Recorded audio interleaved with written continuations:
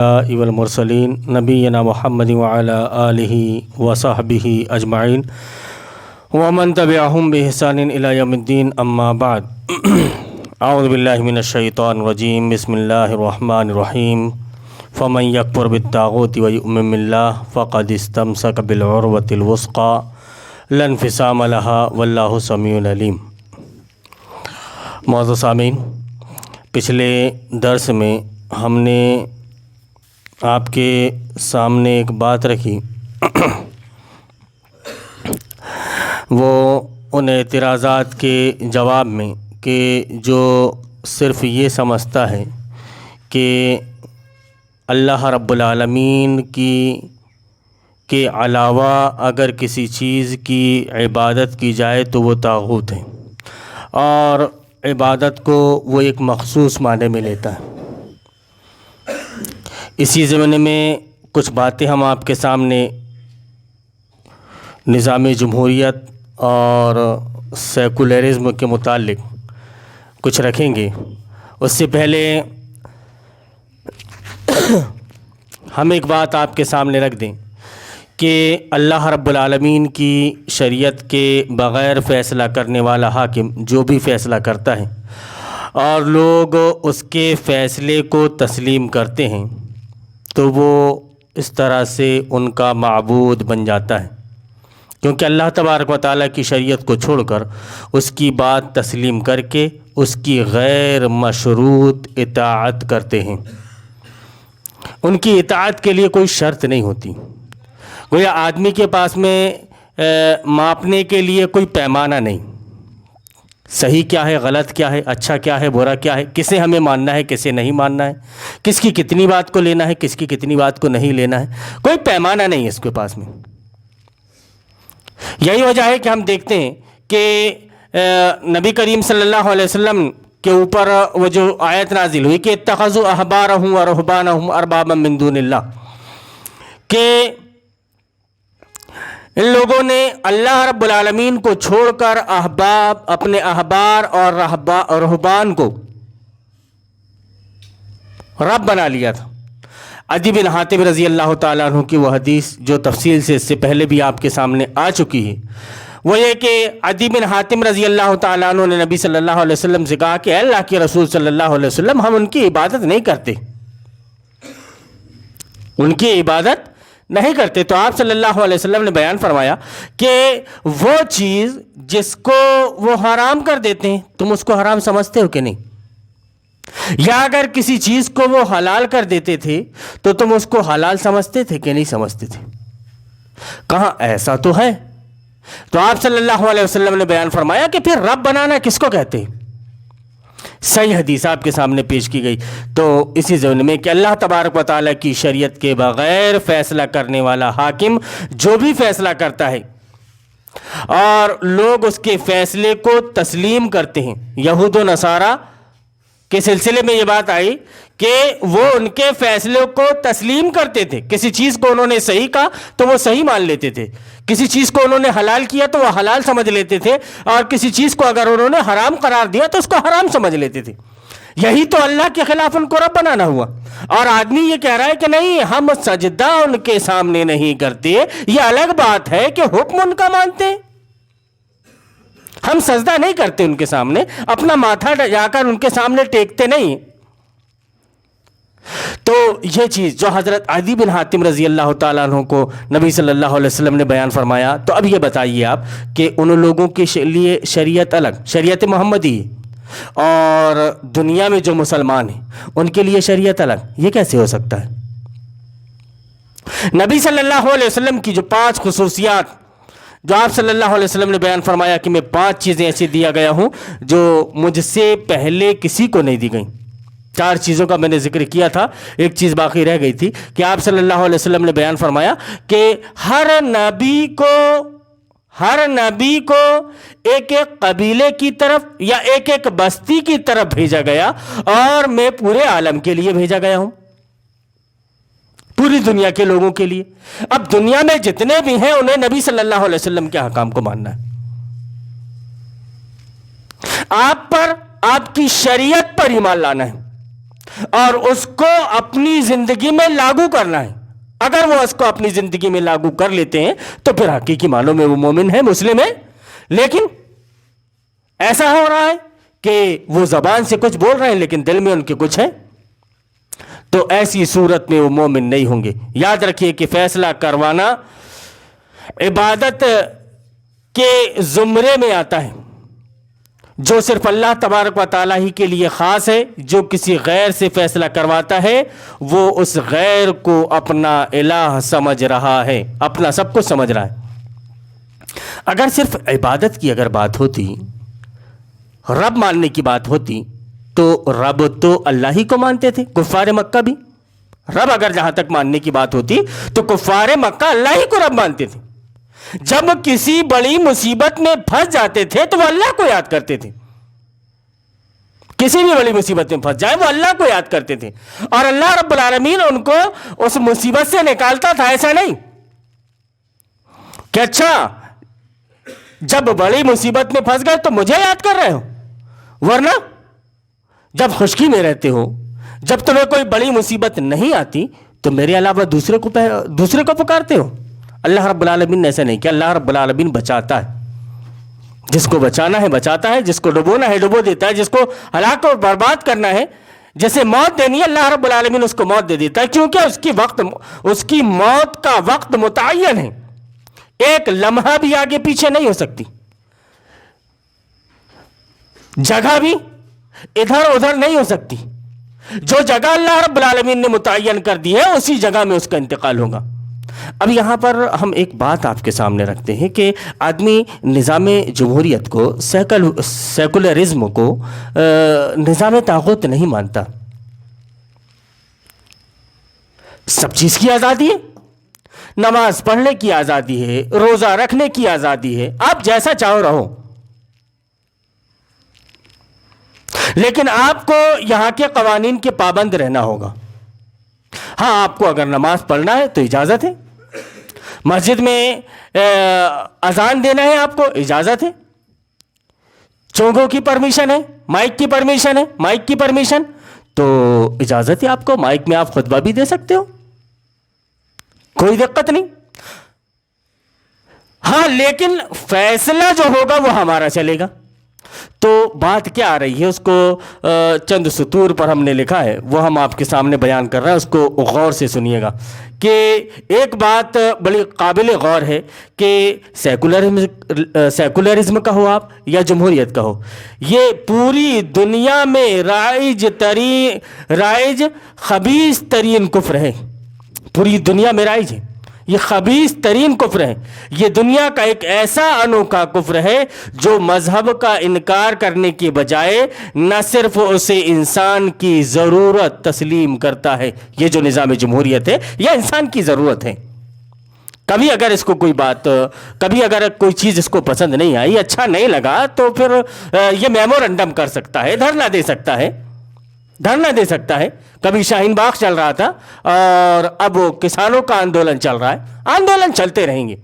گویا آپ آندولن کرو اور کسی طرح سے اپنے غصے کو ٹھنڈا کرو, اور پھر اگر ہماری مرضی میں نہیں آئے گا, پھر اگر ہم کو اچھا نہیں لگے گا تو ہم جو چاہیں گے وہی فیصلہ کریں گے.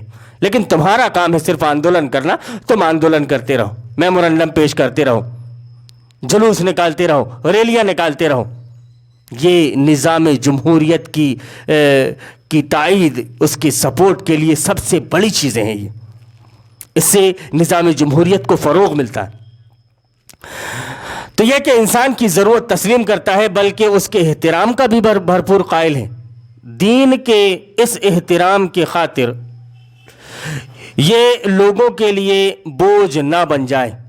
کہیں ایسا نہ ہو کہ اس کو, اب ظاہر سی بات ہے کہ اگر جمہوریت پر عمل کرنا بالکل فرض ہو جاتا, ہر چیز میں آدمی کو باؤنڈ کر دیا جاتا, تو پھر دین کے معاملے میں کیا کرتا آدمی؟ تو دین کے معاملے میں اس کے اوپر کچھ بوجھ نہ پڑ جائے, اس کے لیے اس نے اس کو اتنی چھوٹ دے رکھی ہے کہ ہر ویکتی کو بڑے جنتھن, بڑے منتھن کے بعد میں شیطان نے ایک نظام لایا یوں تو اس سے پہلے کئی طرح کے نظام وہ لا چکا تھا، اور جتنے بھی اس نے نظام لائے سارے کے سارے نظام فیل ہو گئے۔ یہ آخری تیر اسے ملا جمہوریت کا، سیکولرزم کا۔ ابھی آپ کو یہ بڑا پھلتا پھولتا سمجھ میں آ رہا ہے، تو اس میں برابر خیال رکھا کہ آدمی کو ٹھیس نہ پہنچے۔ ظاہر سی بات ہے کہ کوئی نماز پڑھ رہا ہے، اس کو اگر آدمی کوئی روکے گا تو اس کی قومی حمیت بھڑک اٹھے گی کہ دیکھو وہ ریلوے اسٹیشن میں نماز پڑھ رہے تھے تو ان کو نماز پڑھنے نہیں دیا گیا، رگے حمیت بھڑک اٹھے گی، اور کچھ ایسا نہ ہو کہ وہ رگ آگے چل کر کچھ ایسی تحریک بن جائے جو اسلام کے قیام کا سبب بنے۔ اسی لیے پھر یہ کہتے ہیں بڑے غور سے، بڑے اچھے سے یہ کہتے ہیں کہ بھائی ہمیں تو نہ ہندوستان میں نماز پڑھنے کی اجازت ہے، جاؤ آپ۔ ابھی آپ نے دیکھا ہوگا ایک پوسٹ میں، شاید یو پی کی پوسٹ، کہ وہ مندر میں جا کر کے نماز پڑھ رہا ہے۔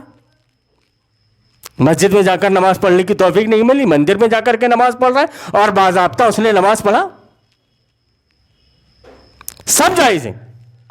تو یہ جمہوریت کا کھیل ہے کہ ہر ویکتی کو اپنی وچار دھارا رکھنے کی انومتی ہے، آزادی ہے، وہ چاہے تو اپنی آزادی کو رکھ سکتا ہے۔ تو یہ کہ دین کے اس احترام کے خاطر کہ یہ لوگوں کے لیے بوجھ نہ بن جائے، تصادم کا سبب بھی نہ بنے، اور دنیا داری میں پکڑ کر بے آبرو بھی نہ ہو، کہ دینداری والا معاملہ اگر کچھ ہے، کہ اگر دنیا داری والا معاملہ آ جائے اس میں، تو ظاہر سی بات ہے کہ جب دین بے آبرو ہوگا، سب سے پہلے اس نے دین کی ایک شکل بنائی، اور وہ دین کی شکل مسلمانوں کے دماغ میں ڈال دی۔ نماز، روزہ، حج، زکوٰۃ، داڑھی ٹوپی ٹخنا، نماز، روزہ، حج، زکوٰۃ، داڑھی ٹوپی ٹخنا، یہ ایک دین بنایا کہ یہ ایک کمپلیٹ دین ہے، جو اس کے مطابق رہ رہا ہے، جو اس کے مطابق زندگی گزار رہا ہے، نماز پڑھ رہا ہے، روزہ رکھ رہا ہے، حج کر رہا ہے، زکوٰۃ دے رہا ہے، وہ لمبی داڑھی ہے اس کی، ٹوپی ہے سر پر، کرتا پیجامہ پہنا ہے اس نے، اور یہ یہاں پر کالا نشان ہے نماز کا، بڑا متقی اور پرہیزگار آدمی ہے وہ، یہ پہچان ہو گئی۔ تو کہیں ایسا نہ ہو کہ اس میں کوئی حرف آ جائے، کوئی دنیا داری میں پڑھ کر بے آبرو بھی نہ ہو، صرف اتنی جسارت کرتا ہے کہ دین کا مناسب مقام متعین ہو جائے،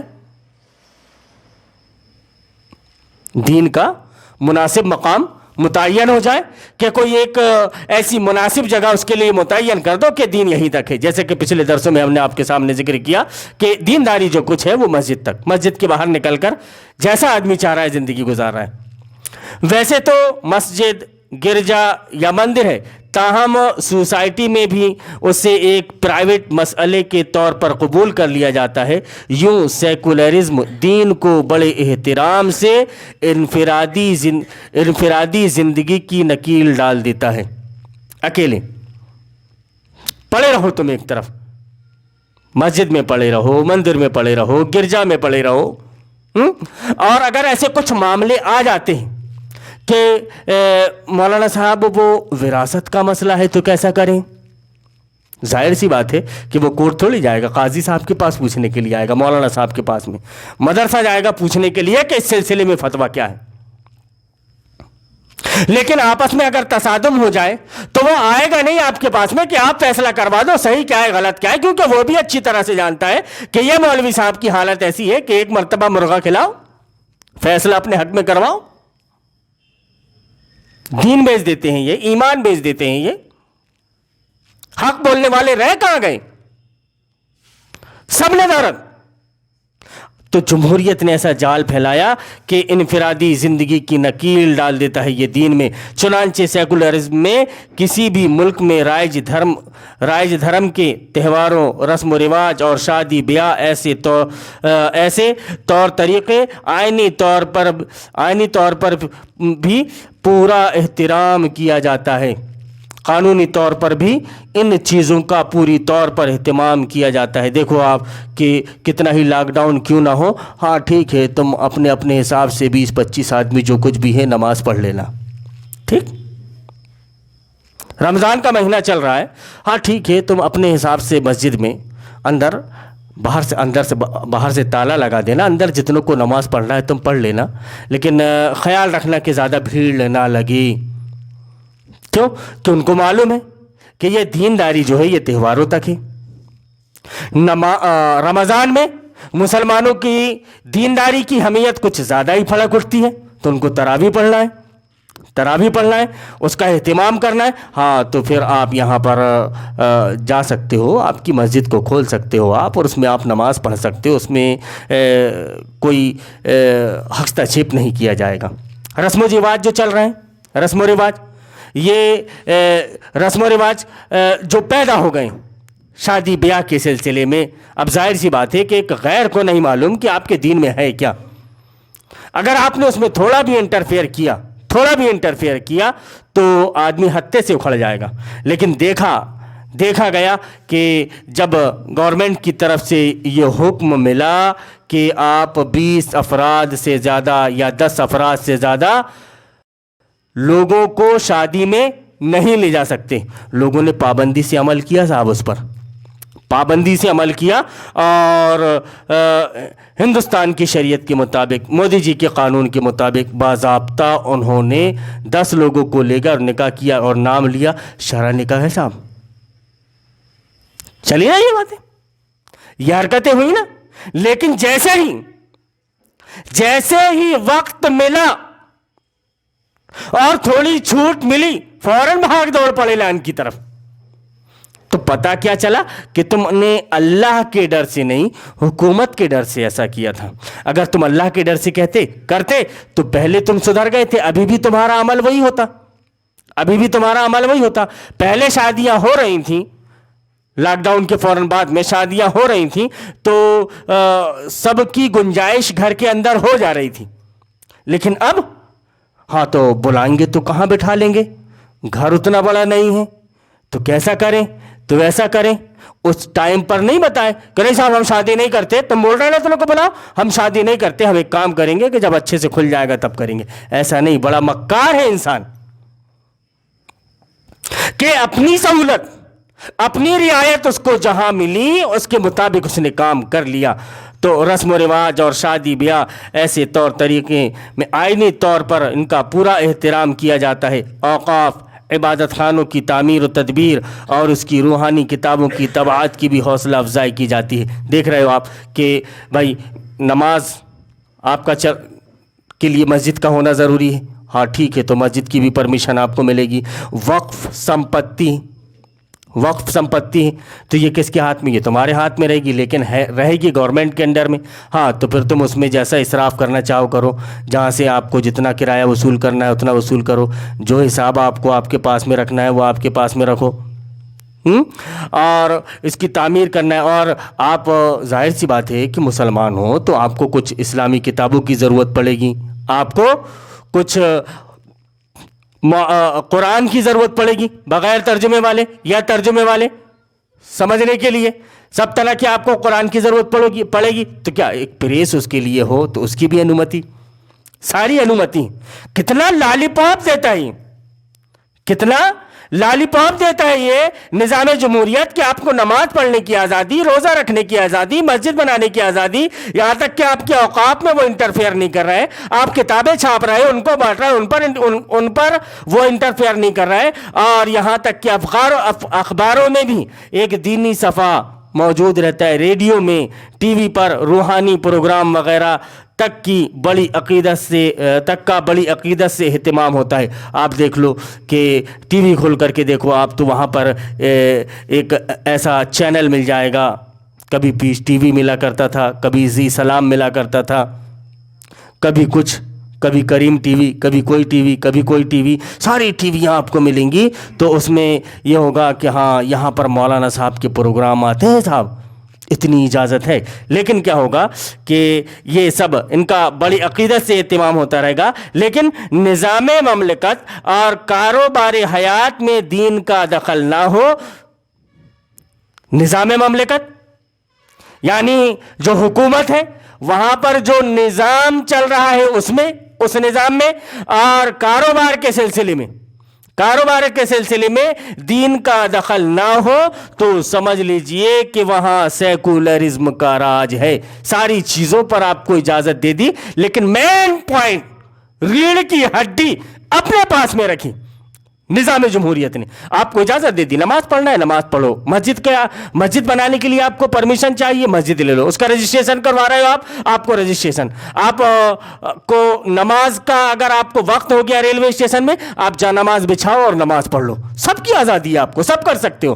ہاں, آپ کوئی دینی چینل چلانا چاہتے ہو, آپ ٹی وی میں اپنا پروگرام پیش کر سکتے ہو.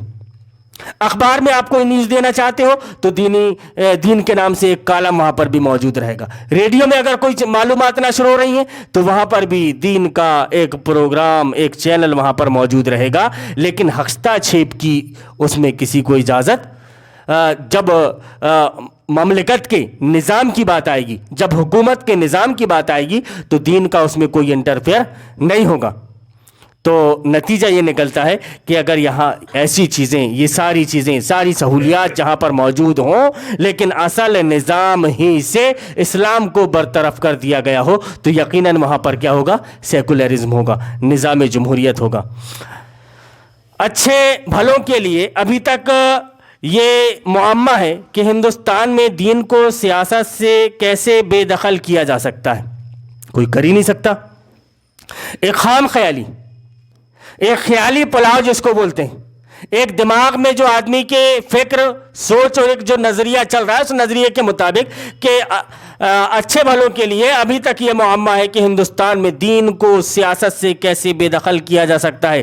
نہ جانے اتنی سادہ بات سمجھنی کیوں مشکل ہو گئی کہ جب آئین و نظام سازی پر عملاً حق پارلیمنٹ کا تسلیم کر لیا جائے تو پھر مساجد اور تقریبات کو سجانے کے سوا معاشرے میں دین کا کوئی مصرف ہی نہیں. دین کس لیے رہ گیا کہ صرف تم مساجد کو سجاؤ؟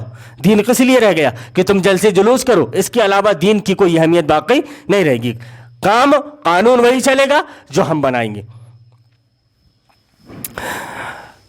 نظام و قانون کا معاملہ تو جب اصولاً یہ طے ہو جائے کہ قانون وہ کہلائے گا جو پارلیمنٹ پاس کرے تو پھر قانون کا رتبہ پانے کے لیے شریعت کا نہ تو اللہ رب العالمین کی طرف سے نازل ہونا کافی ہوا.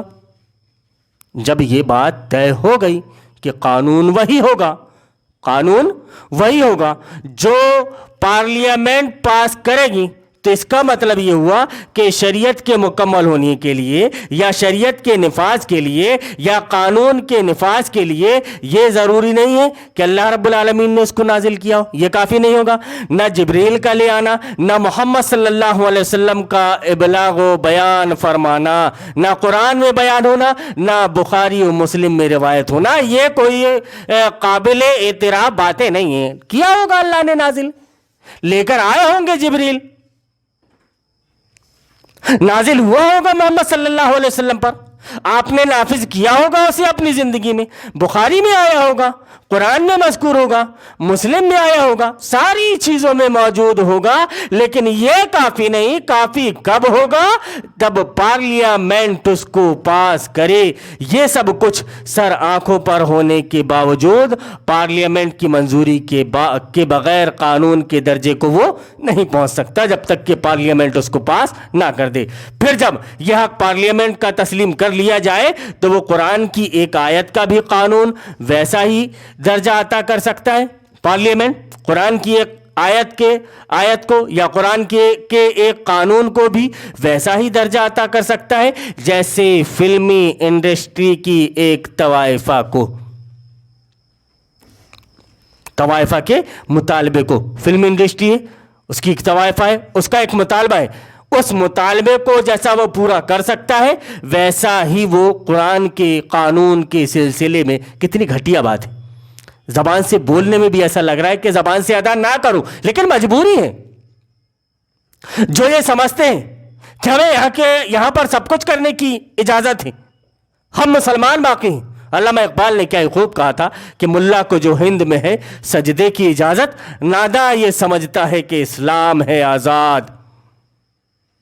ملا کو جو ہند میں ہے سجدے کی اجازت، صرف تمہیں سجدے کی اجازت مل گئی، اب تم یہ دیکھ رہے ہو کہ تمہارا اللہ کی طرف سے نازل کر دینا کسی قانون کو اس کے نافذ ہونے کے لیے یہ کافی نہیں، محمد صلی اللہ علیہ وسلم کے اوپر نازل ہوا یہ کافی نہیں ہے، جبریل امین لے کر آئے محمد صلی اللہ علیہ وسلم کے اوپر یہ کافی نہیں ہے، وہ قانون قرآن میں مذکور ہے یہ کافی نہیں ہے، وہ قانون بخاری اور مسلم میں مذکور ہے یہ کافی نہیں ہے، کافی کیا ہے کہ پارلیمنٹ اگر اس کو پاس کر دے، پارلیمنٹ اس کو اگر پاس کر دے تو پھر وہ قانون کی حیثیت رکھے گا، اگر اس کے بعد میں اگر شریعت کے سارے قانون نافذ ہو بھی جائیں قرآن کے مطابق من وعن کا مطلب کیا ہوتا ہے؟ جو کا تو آپ کا عمل نظام جمہوریت پر ہوگا نہ کہ اسلام کے قانون پر، کیوں کہ وہ قانون کو انسان نے پاس کیا۔ اب یہ سوچیے آپ کہ کتنی بڑی بات ہے، کتنی گرا گزرنے والی بات ہے، اور عملاً یہ بات ہو رہی ہے، عملاً یہ بات ہو رہی ہے کہ ایک انسان اللہ کے قانون کو مسترد کر رہا ہے۔ کوئی آدمی اگر اللہ کی ایک آیت کا انکار کر دے تو اس کو آپ برداشت نہیں کر سکتے، یہ اصحاب الحدیث، یہ اہل الحدیث، کوئی اگر ایک حدیث کا انکار کر دے تو اس کو منکر حدیث بولتے ہیں، اس کی کسی بات کو تسلیم نہیں کرتے۔ ایک بات اس نے انکار کیا ہے صاحب، لیکن 99 باتیں اس کی ایسی ہیں جو کتاب و سنت کے مطابق ہیں، لیکن چونکہ اس نے ایک حدیث کا انکار کر دیا ہے اسی لیے ہم اس کی بات کو نہیں لیں گے، اس کی 99 اچھی باتوں کو بھی نہیں لیں گے، کیونکہ ایک برائی اس کے اندر موجود ہے، اور یہ نظام جمہوریت میں ساری برائیاں موجود ہیں، تو چونکہ یہ ہمارے آقا کا قانون ہے، ہمارے منسٹر صاحب کا قانون ہے، اور اس پر ہم نے ایمان لایا ہے، اسی لیے یہ سب کچھ صحیح ہے۔ اب کسی قانون کو یہ سوچیے آپ کہ پارلیمنٹ میں کوئی ایک آیت جا رہی ہے، اب اللہ کی آیات جس کو اصدق القائلین، جو اپنی بات پر سچا ہے، اس کی کوئی بات جھوٹی نہیں، صادق اور امین آدمی نے جس کو بیان کیا، محمد صلی اللہ علیہ وسلم، دنیا میں کوئی آدمی ایسا نہیں ہے جو آپ صلی اللہ علیہ وسلم سے افضل اور برتر ہو، کوئی آدمی نہیں، لیکن اس کے بعد بھی آپ صلی اللہ علیہ وسلم کی کوئی بات اگر ہے تو باضابطہ وہ ڈسکس میں لائی جائے گی کہ یار اس بل کو پاس کیا جائے یا نہ کیا جائے، یہ سودی کاروبار کو حرام کیا جائے یا نہ کیا جائے۔ یہ کون ڈسکس میں لا رہا ہے؟ ایک عام انسان جس کی کوئی اوقات نہیں، جس کی کوئی حیثیت نہیں، یہ ساری باتوں کو وہ ڈسکس میں لا رہا ہے، کس میں؟ نظام جمہوریت میں۔ اب اگر وہ بینچ میں بیٹھے ہوئے سارے افراد وہ قانون کو پاس کر دیتے ہیں تو یہ سوچئے کتنے بڑے شرم کی بات ہے، کتنے بڑے شرم کی بات ہے کہ آپ کے نبی صلی اللہ علیہ وسلم کی بات کو یا آپ کے رب کے نازل کردہ قرآن کو اتنے مراحل سے گزرنا پڑے، اور پھر اس وقت شریعت پر کیا گزرے گی جب ایک آدمی اٹھا کر کے ایسا پھینک دے گا کہ نہیں یہ قابل قبول نہیں، یہ مانا نہیں جائے گا، یہ تسلیم نہیں کیا جائے گا۔ یہ ہو رہا ہے، لیکن مسلمان اس کے باوجود پھر اپنا بہومولیہ ووٹ، اپنا حق کے رائے دہی استعمال کر رہا ہے اور کسی نہ کسی پارٹی کو ووٹ دے رہا ہے۔ اب کوئی بھی پارٹی چاہے وہ ایک مسلم رہنما، ایک مسلم لیڈر کی پارٹی کیوں نہ ہو، وہ اگر جیت کر چلے جائے تو وہ نظام جمہوریت کو بدل نہیں سکتی۔ جو کچھ نظام جمہوریت میں چل رہا ہے وہی ہوگا۔ مولانا صاحب یہ تو کہتے ہیں کہ اگر بی جے پی کو آپ ووٹ دو گے تو آپ کو گناہ پڑے گا، لیکن ایم آئی ایم کو اگر ووٹ دو گے تو آپ کو ثواب ملے گا۔ کیوں؟ کہ ایم آئی ایم جا کر وہاں پر شریعت کو نافذ کر دے گی، شریعت کا نفاذ ہو جائے گا۔ کوئی بھی چلا جائے وہ نظام جمہوریت کو بدل نہیں سکتا، جو کہ ایک انسان کا بنایا ہوا قانون ہے۔ تو ایسا نہیں ہوگا کہ ایم آئی ایم آ جائے تو اس کے آنے کے بعد میں سودی کاروبار بند ہو جائے، ایسا ہو سکتا ہے؟ پاسبل ہی نہیں۔ یہ طوائف گھروں کے، چکلا گھروں کی جو لائسنس ہیں وہ نہ دیے جائیں، یہ نہ ہو کہ کہیں پر شراب حلال کہیں پر شراب حرام ہو، کہ یہاں پر لائسنس کے ساتھ ملتی ہے وہاں پر صاحب نہیں ملتی، وہاں پر بند کر دی گئی۔ ایسا نہیں ہوگا۔ جب اگر ایسا ہوگا تو پھر گناہ کس کو پڑے گا؟ मौलवी साहब ये बताते हैं कि गुनाह तुमको खूब कर पड़ेगा, क्योंकि ये सूदी कारोबार का लेन देन करते हैं, रिश्वत का लेन देन करते हैं, ये ऐसा और वो वैसा, लेकिन ये जाएंगे तो ये भी फिर वही करेंगे। तो ये बताइए आपका ईमान बचा कहाँ? वही सारी चीज़ें हम आपको समझाते हुए बैठे हैं। और एक जो चीज़ आदमी के दिमाग में ये पैदा हो गई थी कि यार हमें नमाज़ पढ़ने की इजाज़त है, रोज़ा रखने की इजाज़त है, ये उनकी खाम ख्याली है। हाँ तुम्हें ठीक है, तुम्हें इजाज़त है, चूँकि ये निज़ाम जमहूरियत का एक तकाज़ा है कि आपको इतनी अनुमति मिलेगी। लेकिन यहाँ पर यहाँ के निज़ाम ममलकत में शरीयत को कोई अमल दखल नहीं होगा। निज़ाम ममलकत में हम जैसा चाहेंगे वैसा करेंगे, इंसान का बनाया हुआ कानून जैसा होगा वैसा ही लोगों के दरमियान में फैसला होगा। ये सारी बातें हो रही हैं और लोग ये समझ रहे हैं कि हम इसकी इबादत नहीं कर रहे हैं। आप दिली तौर पर इसकी इबादत कर रहे हैं। आप गरचे ये समझते रहें कि हम इसकी इबादत नहीं कर रहे हैं, हम इसकी इताअत नहीं कर रहे हैं, हम इसके अहकाम को फॉलो नहीं कर रहे हैं। आप दिली तौर पर आप अपने गुमान में गरचे ये बात लाते रहें, लेकिन ये बात हकीकत है कि ये आपकी खाम ख्याली है। इस तरह से आपने उसको अपना रब बना लिया। वो जो आयत अदी बिन हातिम रज़ी अल्लाह ताला अन्हु से नबी करीम सल्लल्लाहु अलैहि वसल्लम जो बयान फरमाया था, इत्तखज़ू अहबारहुम व रुहबानहुम अरबाबा मिन दुनिल्लाह। तो अदी बिन हातिम रज़ी अल्लाह ताला अन्हु ने पूछा कि हमने उनको अपना रब नहीं बनाया था। तो आप सल्लल्लाहु अलैहि वसल्लम ने ये फरमाया कि जिस चीज़ को वो हलाल करते थे क्या तुम उसको हलाल नहीं कर लेते थे? जिस चीज़ को वो हराम करते थे उस चीज़ को तुम क्या हराम नहीं समझ लेते थे? तो उन्होंने कहा कि हाँ। यहाँ पर आदमी ये कह सकता है कि भाई हम सूदी कारोबार को हराम हलाल थोड़ी समझते हैं, रिश्वत के लेन देन को हम हलाल नहीं समझते, शराब के पीने को हम हलाल नहीं समझते। जब इतना सब कुछ आप नहीं समझते तो एक गलत वो आदमी गलत कर रहा है, ये सारी बुराइयां उसके अंदर मौजूद हैं। अब एक सिस्टम की शक्ल में वो कर रहा है, आप उसकी तायीद, उसका सपोर्ट, उसकी हिमायत कैसे कर सकते हो? आप उसके साथ में कैसे खड़े हो सकते हो?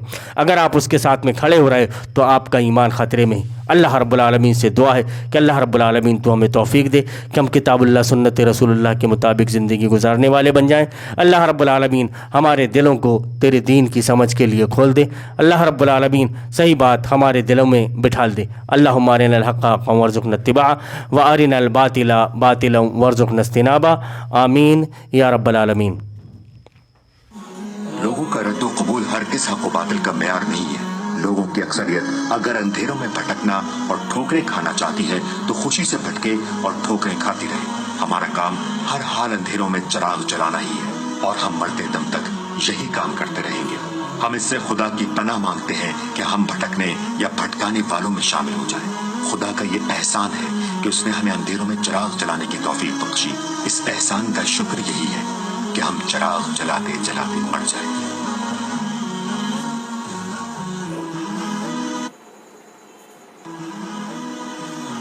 ये शरीयत बुज़दिलों और नामर्दों के लिए नहीं उतरी है, नफ्स के बंदों और दुनिया के गुलामों के लिए नहीं उतरी है।